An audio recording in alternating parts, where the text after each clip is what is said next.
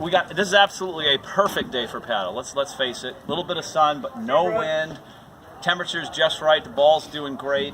So what we're going to do today is it's all about the breakers. We're going to play tie breaks. We actually had this past week a home match where our women played, and they had gone through this lesson plan, and they had won 3 out of 4 of the breakers, and they swept the match. So I believe that the more that you play and practice, the more that you execute, the reps that you get, the more that under pressure you can play your game. You know, when you go out there, it's going to happen.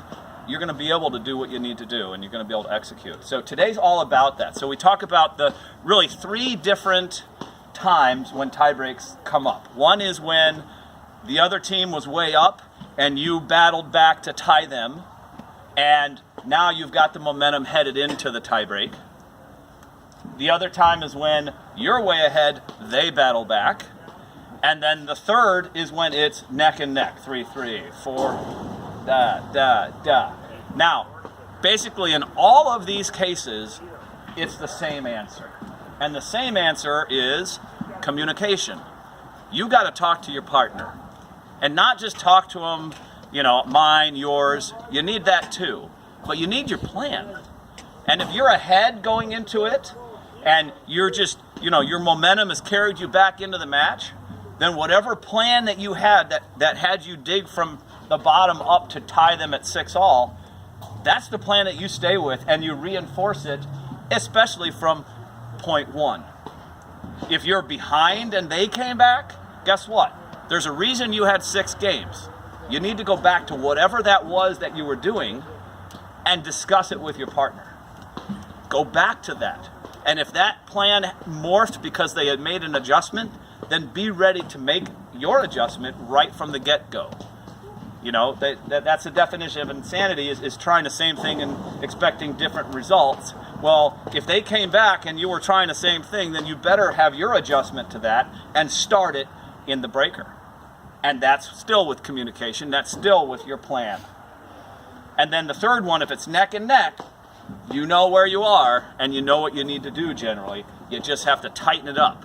And just as with the other 2, even when it's neck and neck, tie break happens, every point counts.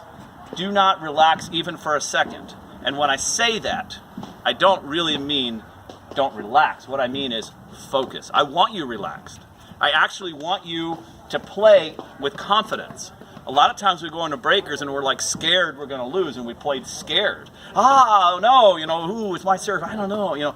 No, go into a tie break, and that's where you lean on each other and talk and say, this is what we're going to do. This is our plan.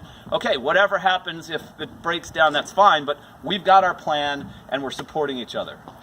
I can't tell you how many times I've seen people go into tie breaks. They don't talk to their partner. They go out, they fault the first ball, switch sides, make 2 return errors, and they're suddenly down 3-love, and they're wondering what just happened. Well, what just happened is we rushed through it, we didn't stick to our plan, and we didn't show solidarity as a team where we communicated what our plan was going to be. So that is so key. And so in these tie breaks we're about ready to play, I don't want you to play nice.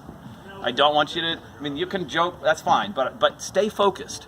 Try to stay focused. Try to count every point as playing each and every point as a separate entity. Don't get ahead of yourself. What happens if we win?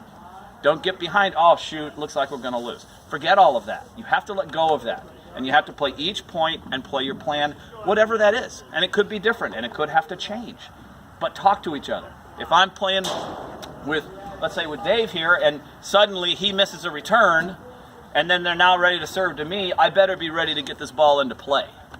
So maybe my vicious attacking return that I've been 50-50 on throughout this match, I don't go there. I get that ball into play, I go for the lob, we get into play. That's not playing scared, that's playing smart and getting the ball back in play, so it gives us a chance to break out of the momentum swingers, where it's so easy to go for a whole bunch. You lose a little bit of a lapse in concentration, and you can lose 4 points like that, and the game can take 2 seconds. So he misses, I better be prepared to get that ball in play. If I miss, he better be prepared to get that ball into play. It's that simple. That's what we're doing today. Any questions? Let's do it. Let's do it. All right.